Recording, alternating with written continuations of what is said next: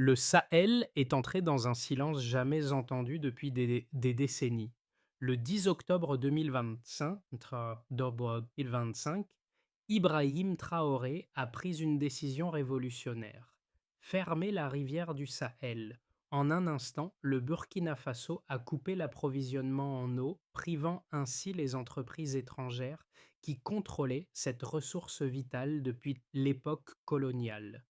L'Occident a crié au sabotage, mais à Ouagadougou, c'était un acte de libération. C'était plus qu'une question d'eau, c'était une déclaration de souveraineté. Qui détient vraiment les ressources naturelles de l'Afrique? Ibrahim Traoré a fait le choix de répondre à cette question. Ibrahim Traoré, président du Burkina Faso, a lancé un défi sans précédent en fermant la rivière du Sahel, une décision qui a bouleversé l'ordre établi dans la région. Cet acte audacieux est bien plus qu'une simple fermeture d'une ressource naturelle, c'est un message politique fort, un tournant historique pour l'Afrique. Les entreprises européennes, qui ont contrôlé l'eau du Sahel pendant des décennies, se sont retrouvées sans accès à cette ressource vitale. En agissant ainsi, Traoré ne faisait pas qu'exprimer un désir de contrôle local, il revendiquait un droit fondamental à l'autodétermination. Mais cette décision a également des risques. Les sanctions internationales, les conséquences économiques imprévisibles et la tension croissante avec les puissances occidentales. Toutefois, pour le peuple burkinabé, ce geste représente bien plus qu'une simple revendication politique. Il incarne l'espoir de reprendre le contrôle sur leur destin, de récupérer une part de ce qui leur a été pris. Traoré a mis en jeu bien plus que l'eau, il a mis en jeu l'avenir de son pays et peut-être celui de tout un continent. Le 10 octobre 2025, le Burkina Faso a pris une décision qui allait bouleverser l'équilibre régional et international. La suspension des contrats de gestion de l'eau et plus particulièrement la fermeture de la rivière du Sahel. Cet acte radical a été mis en œuvre sans préavis, coupant l'approvisionnement en eau qui était sous contrôle des entreprises étrangères depuis l'époque coloniale. Dès le matin, les responsables européens ont accusé le pays de sabotage, arguant que cette décision mettait en danger la stabilité de la région. Cependant, à Ouagadougou, cette décision a été perçue comme un acte de libération, un moyen de reprendre le contrôle d'une ressource cruciale, longtemps exploitée par des intérêts étrangers. L'impact a été immédiat. Les images satellites ont rapidement montré la rivière arrêtée, un phénomène que personne n'aurait imaginé possible. Les entreprises ont immédiatement perdu l'accès à l'eau et les négociations diplomatiques ont échoué. Alors que l'Occident paniquait, à l'intérieur du pays, les habitants voyaient dans cette décision non pas un chaos, mais un signe de changement radical. Les contrats conclus au lendemain de l'indépendance qui assuraient à des sociétés étrangères un contrôle exclusif sur les ressources hydrauliques du pays ont été scrutés et remis en question par Ibrahim Traoré. En tant que président, il s'est rendu compte que le Burkina Faso n'était pas simplement sous contrat avec des entreprises étrangères, mais sous domination en matière de gestion des ressources vitales. Traoré a étudié en détail ces accords, et sa découverte a été dévastatrice. Le pays avait en quelque sorte loué sa propre rivière. Cet héritage colonial qu'il a hérité en tant que président n'a pas seulement compromis la souveraineté du Burkina Faso, mais a aussi permis à des entités étrangères de contrôler des données cruciales telles que les précipitations et les niveaux d'eau. Ce n'était pas seulement un problème d'infrastructure, mais de souveraineté nationale. Traoré a décidé de briser ces chaînes, avec la conviction que la libération de son pays passait par la reconquête de cette ressource vitale. Ibrahim Traoré, en tant que président du Burkina Faso, incarne un leader déterminé à redéfinir l'avenir de son pays. Son parcours, marqué par une vision audacieuse, s'est vu accélérer le jour où il a quitté où il a découvert que le Burkina Faso n'était pas seulement exploité économiquement, mais aussi qu'il avait cédé sa souveraineté en matière de gestion des ressources naturelles. Le peuple burkinabé, qui avait longtemps vécu sous l'influence des puissances étrangères, voyait en lui un homme capable de libérer le pays de ses chaînes. Lorsqu'il a découvert les clauses cachées des contrats conclus sous l'ère coloniale, Traoré n'a pas hésité à agir. Ces contrats, datant de 1947, plaçaient le contrôle de l'eau du Sahel entre les mains d'entreprises étrangères, les privant ainsi de tout droit sur leur propre patrimoine. En analysant ces documents dans les archives nationales, il a pris conscience que le Burkina Faso était captif d'un système qui ne servait que les intérêts étrangers. Il savait que sa décision risquait de déstabiliser son pays, mais il comprenait aussi qu'aucune véritable indépendance ne serait possible tant que ses ressources vitales seraient hors de contrôle national. En prenant la décision de fermer la rivière du Sahel et de dénoncer ces contrats, Traoré n'a pas seulement agi comme un président, mais comme un leader visionnaire. Ses premières mesures ont été l'objet de débats internes et de protestations, mais son engagement à préserver les intérêts nationaux était plus fort que jamais. À l'échelle internationale, il est devenu une figure controversée, mais au Burkina Faso, il est perçu comme un héros du peuple, l'homme qui a défié l'ordre établi pour redonner au pays sa souveraineté. Le 10 octobre 2025, la décision d'Ibrahim Traoré a jeté le pays dans l'inconnu. Le Burkina Faso, un des pays les plus pauvres d'Afrique de l'Ouest, a décidé de fermer la rivière du Sahel, une action qui allait provoquer une réaction en chaîne de conséquences à la fois locales et mondiales. Ce geste a pris les autorités étrangères par surprise. L'Occident a réagi violemment, condamnant l'action de Traoré comme une rupture de contrats internationaux et un sabotage des relations diplomatiques. Cependant, en quelques heures seulement, la situation s'est intensifiée. Les entreprises européennes et les ONG dépendantes de l'eau du Sahel ont vu leurs opérations paralysées. Les infrastructures critiques qui avaient été construites sur le contrôle de cette ressource se sont retrouvées en crise. L'Europe a rapidement mis en place des sanctions économiques et a exprimé son inquiétude par la voix de la Commission européenne qui a qualifié l'acte de crime environnemental et de menace pour la stabilité régionale. Les États-Unis, via le FMI, ont suspendu un prêt de 400 millions de dollars, affectant les projets de développement et les infrastructures hydrauliques du pays. Pourtant, à Ouagadougou, ce qui aurait pu être perçu comme une crise était vu différemment. Les Burkinabés, qui avaient subi la domination étrangère depuis l'époque coloniale, ont soutenu leur président. Traoré a défendu sa décision comme un retour à l'autosuffisance, un moyen de libérer son peuple du joug des entreprises étrangères qui avaient exploité l'eau du pays pendant des générations. Quelques jours après la fermeture de la rivière, des scènes surprenantes ont eu lieu dans les rues de Ouagadougou. Tandis que le reste du monde se battait pour comprendre les ramifications de cette décision, les citoyens burkinabés se sont regroupés pour exprimer leur soutien à leur président. Les agriculteurs ont commencé à réorganiser leur système d'irrigation et les communautés locales se sont unies pour gérer les ressources en eau à l'échelle locale. Une solidarité inédite est née, marquant un tournant dans la gestion des ressources naturelles du pays. Le gouvernement, emmené par Traoré, a mis en place des mesures immédiates pour éviter une crise interne. La transition vers un contrôle national des ressources en eau a été planifiée de manière systématique, bien que difficile. En même temps, l'agitation internationale s'intensifiait. Les relations diplomatiques entre le Burkina Faso et ses partenaires occidentaux se détérioraient rapidement. Les gouvernements européens et américains ont exhorté le Burkina Faso à rouvrir la rivière, menaçant d'imposer des sanctions économiques plus sévères si le pays ne revenait pas sur sa décision.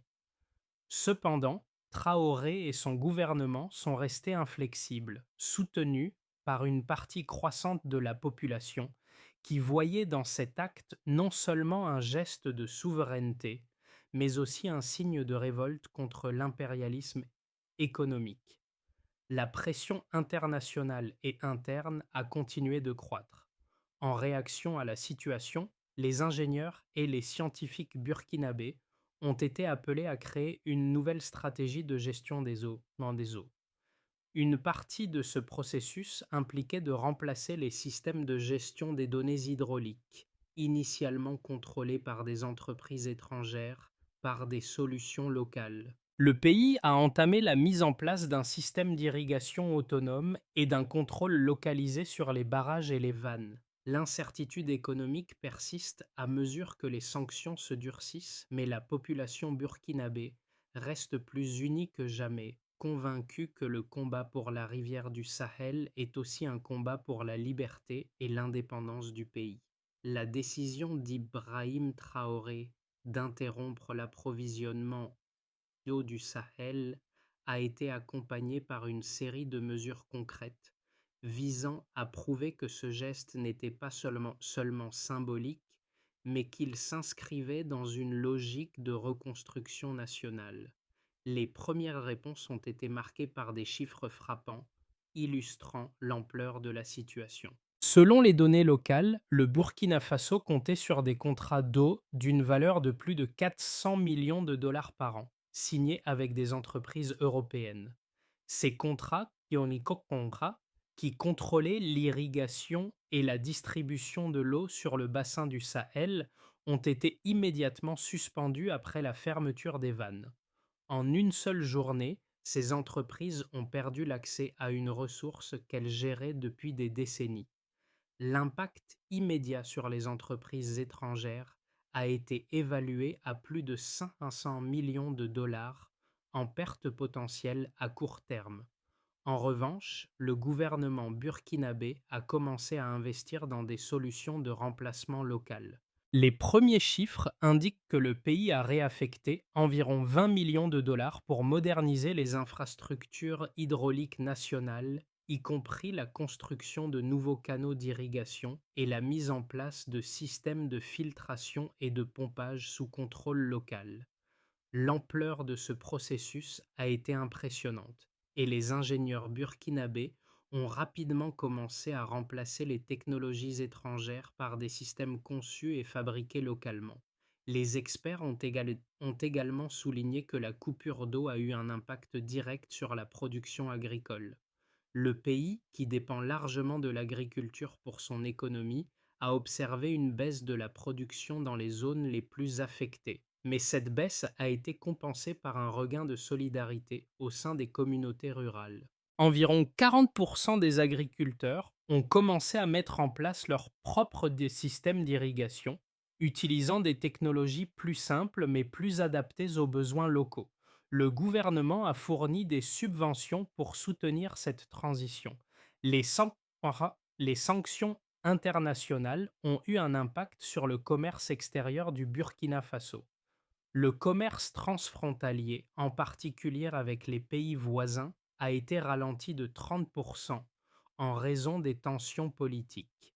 Cependant, les importations de biens essentiels ont été maintenues et la Banque centrale du Burkina Faso a pris des mesures pour stabiliser la monnaie nationale, le franc CFA. Selon les prévisions économiques, la croissance du PIB, bien qu'affectée, a montré des signes de résilience. Les analystes ont estimé que l'économie burkinabé pourrait enregistrer une récession modérée de 1 à 2% en 2026, mais un redressement rapide était possible si le pays parvenait à maintenir sa souveraineté sur ses ressources naturelles. En réponse à ces défis, la communauté internationale a exprimé des inquiétudes croissantes. Les responsables du FMI ont estimé que le manque d'accès aux financements étrangers pourrait coûter au pays environ 300 millions de dollars en aide au développement. Mais Traoré a réaffirmé son engagement envers l'indépendance économique. Le président burkinabé a affirmé que ces difficultés étaient temporaires et que les ressources du pays, si elles étaient gérées correctement, pourraient conduire à une prospérité durable, loin des influences étrangères. La décision de fermer la rivière du Sahel a généré un débat intense tant au niveau national qu'international. D'un côté, il y avait ceux qui soutenaient la souveraineté du Burkina Faso, dirigé par Ibrahim Traoré, et de l'autre, ceux qui mettaient en avant les risques économiques et diplomatiques de cette décision. Les défenseurs de Traoré soutiennent que cet acte est un véritable acte de résistance contre l'exploitation coloniale et néocoloniale, en affirmant que la gestion des ressources naturelles du pays doit revenir entre les mains de ses citoyens et non être contrôlée par des puissances étrangères. Pour eux, c'est une étape vers une indépendance totale et une réévaluation des accords historiques injustes. Cependant, les critiques sont tout aussi convaincantes. Les analystes économiques internationaux préviennent que la fermeture de la rivière du Sahel pourrait avoir des répercussions dramatiques sur l'économie burkinabé. Selon les données des Nations Unies, environ 60% de la production agricole du Burkina Faso dépend de l'irrigation alimentée par la rivière, et la suspension des contrats d'eau pourrait entraîner une baisse importante de la production alimentaire, exacerbant la pauvreté et la faim dans certaines régions. En outre, les sanctions économiques et les perturbations du commerce pourraient aggraver la situation économique, entraînant une récession prolongée. Les relations diplomatiques se sont rapidement détériorées. Les pays européens ont dénoncé l'action de Traoré comme étant une violation des traités internationaux et ont menacé d'introduire des sanctions supplémentaires contre le Burkina Faso. Ces sanctions pourraient affecter non seulement les investissements étrangers, mais aussi l'accès du pays aux financements internationaux, en particulier du FMI et de la Banque mondiale, qui ont suspendu plusieurs prêts. Néanmoins, Traoré et son gouvernement restent fermes dans leur position. Ils soulignent que cette fermeture est nécessaire pour redonner au Burkina Faso son pouvoir de décision sur ses ressources naturelles et que la nation doit se détacher des intérêts étrangers pour se développer de manière durable. Selon leur argumentation, l'eau, comme toute autre ressource naturelle, doit être considérée comme un bien public et ne doit pas être exploitée à des fins commerciales par des entités étrangères. Ibrahim Traoré, après avoir pris la décision historique de fermer la rivière du Sahel, n'a pas seulement mis en place une mesure radicale. Il a ouvert la voie à une transformation profonde du Burkina Faso. Ce qui semblait être une simple coupure de l'eau est en réalité devenu un catalyseur pour un changement systémique. Les premiers résultats de cette décision ont commencé à émerger de manière surprenante. En seulement quelques semaines, les ingénieurs burkinabés ont réussi à remplacer les systèmes de gestion de l'eau comme les contrôlés par des entreprises étrangères par des solutions locales. Cela a permis au pays de reprendre en main non seulement ses ressources naturelles, mais aussi de renforcer sa souveraineté technologique. Dans les zones rurales, l'initiative a trouvé un écho favorable, avec une population engagée dans la reconstruction des infrastructures locales. Les communautés se sont unies pour créer des systèmes d'irrigation autonomes, et les agriculteurs ont commencé à adapter des techniques d'irrigation plus simples et plus efficaces. La solidarité nationale s'est amplifiée et le pays, malgré les sanctions et la pression internationale, semblait plus uni que jamais. Traoré, loin d'être un homme isolé, est devenu le visage d'un mouvement qui a fait écho à travers tout le Sahel. L'impact de la décision d'Ibrahim Traoré ne s'est pas limité aux frontières du Burkina Faso. En fermant la rivière du Sahel, il a non seulement créé une crise interne, mais a aussi provoqué une onde de choc à travers l'Afrique et le monde. À l'échelle internationale, les conséquences ont été immédiates. L'Union européenne et les États-Unis ont condamné l'action comme une violation des droits internationaux et ont menacé de sanctions économiques sévères. Le FMI a suspendu un prêt vital pour les infrastructures et les entreprises européennes ont perdu l'accès à un marché clé. Cette réponse agressive a mis le Burkina Faso sous pression, mais Traoré était resté déterminé, affirmant que l'indépendance du pays était non négociable. En revanche, à l'intérieur du pays, les effets ont été plus complexes. Au début, l'économie burkinabé a souffert. La fermeture de la rivière a perturbé la production agricole, qui repose en grande partie sur l'irrigation. De nombreux agriculteurs ont vu leurs récoltes diminuer, mais une solidarité inattendue s'est installée. Le pays, qui avait longtemps été dépendant des technologies et des infrastructures étrangères, a rapidement adopté des solutions locales. Les communautés rurales ont commencé à mettre en place leurs propres systèmes d'irrigation et des initiatives locales ont vu le jour pour reconstruire les infrastructures hydrauliques sous contrôle national. Ce changement a permis à certaines régions de reprendre progressivement leur activité agricole. Bien que la production ait été initialement perturbée, des mesures locales ont commencé à compenser les déficits. La mise en place de nouveaux systèmes d'irrigation adaptés aux spécificités locales a permis d'améliorer l'autosuffisance en eau. Cette approche, bien qu'encore balbutiante, a prouvé que des solutions internes pouvaient être mises en place pour remplacer les systèmes étrangers, tout en préservant les ressources naturelles du pays. Le gouvernement burkinabé a également mis en place des politiques pour minimiser l'impact économique. Des subventions ont été allouées aux secteurs les plus touchés par la crise, notamment l'agriculture et l'industrie. De plus, le gouvernement a soutenu l'initiative locale en matière de construction et de gestion des infrastructures. Les entreprises et les acteurs privés locaux ont également été impliqués dans ce processus de reconstruction, ce qui a permis de créer de nouveaux emplois et de stimuler la croissance à long terme. L'effet sur la population a été profond. Bien que les premières semaines aient été marquées par des incertitudes économiques, le soutien populaire à Traoré a renforcé l'idée que ce geste de souveraineté était essentiel pour l'avenir du pays.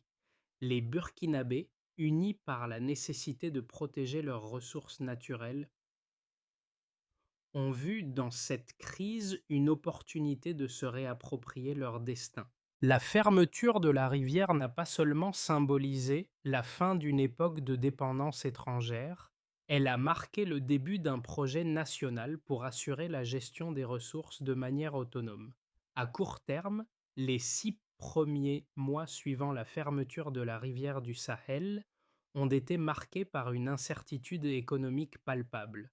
Le Burkina Faso a dû faire face à des défis considérables: la suspension des prêts internationaux, des sanctions économiques et une réduction du commerce transfrontalier.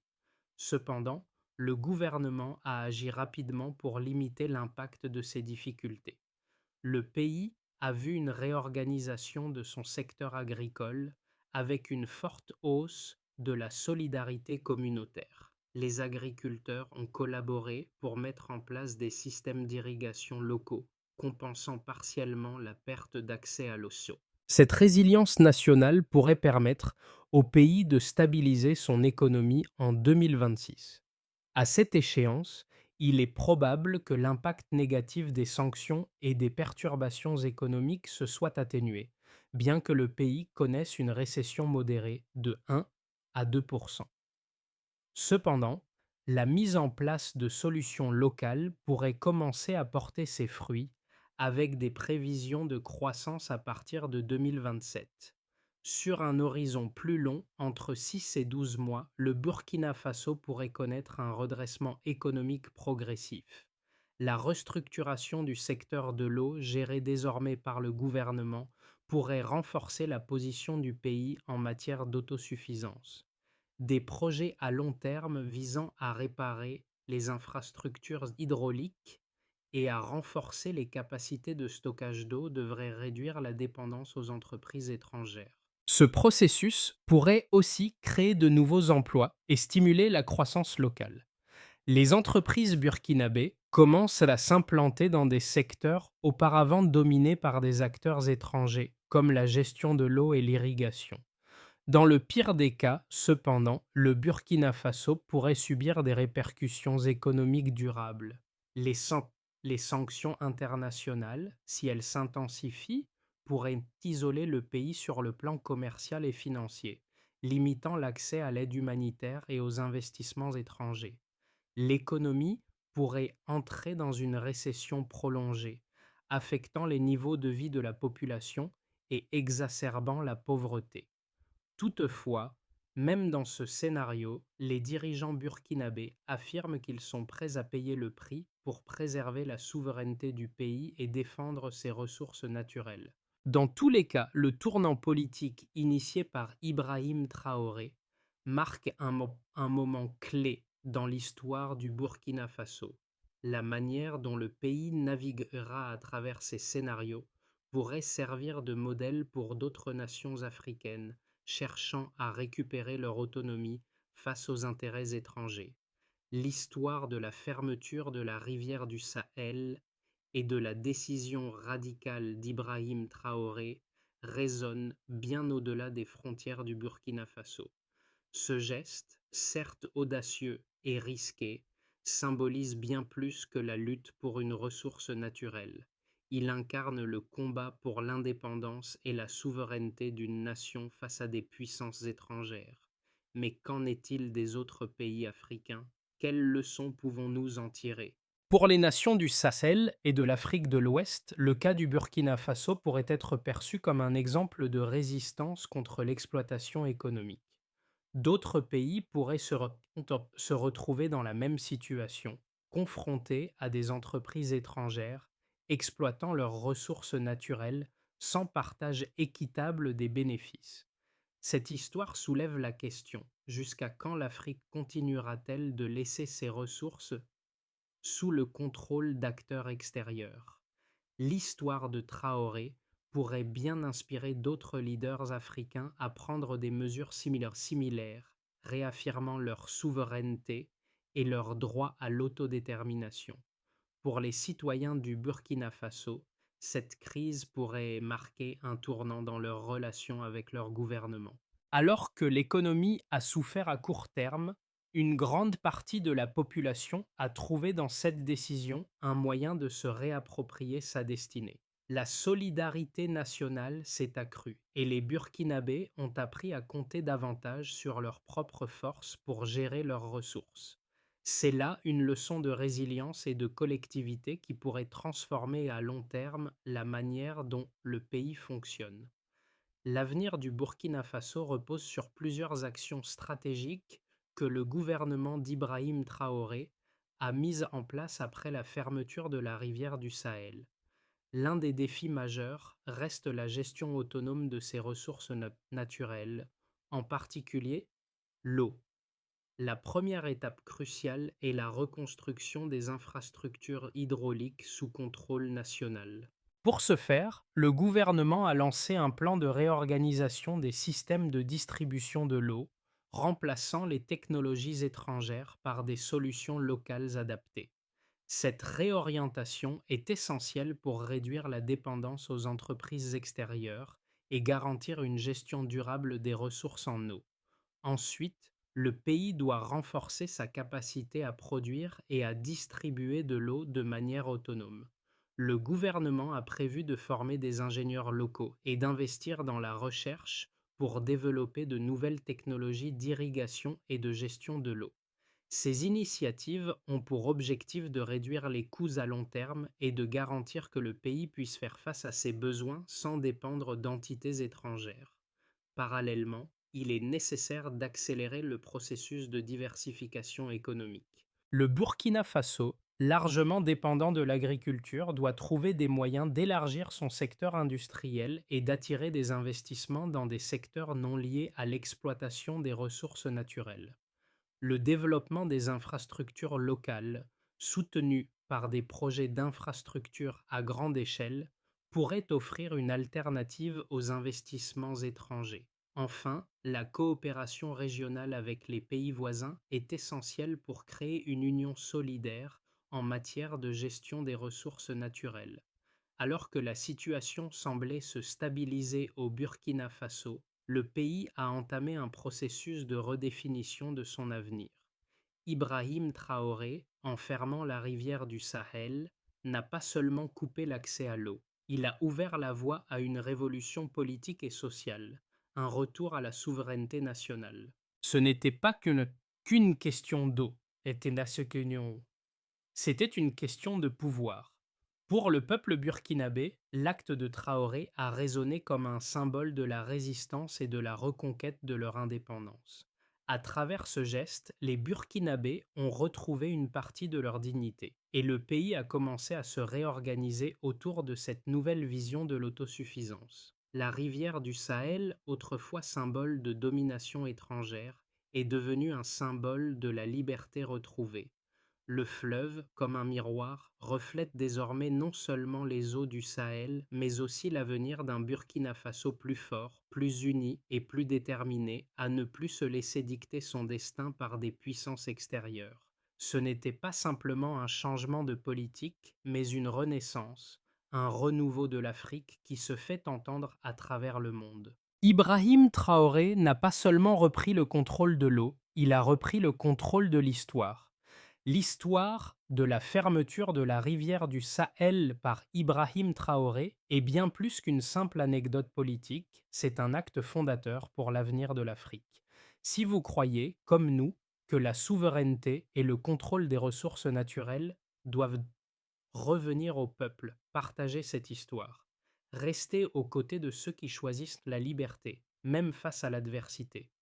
Le combat de Traoré n'est pas seulement celui du Burkina Faso, c'est celui de chaque nation d'Afrique qui cherche à se libérer des chaînes de la dépendance. Rejoignez-nous dans ce mouvement, car le courage de Traoré inspire une nouvelle génération de leaders prêts à affronter les défis du XXIe siècle. Que vous soyez africain ou non, que vous partagiez cette vision ou non, cette histoire mérite d'être entendue car elle porte un message universel. La liberté n'est pas donnée, elle se prend. Si vous croyez en l'avenir de l'Afrique, dans la force collective et la souveraineté des peuples, engagez-vous avec nous. Partagez ce récit, discutez-en avec vos proches et ensemble construisons un monde où les décisions ne sont pas dictées par l'extérieur, mais par ceux qui vivent sur cette terre.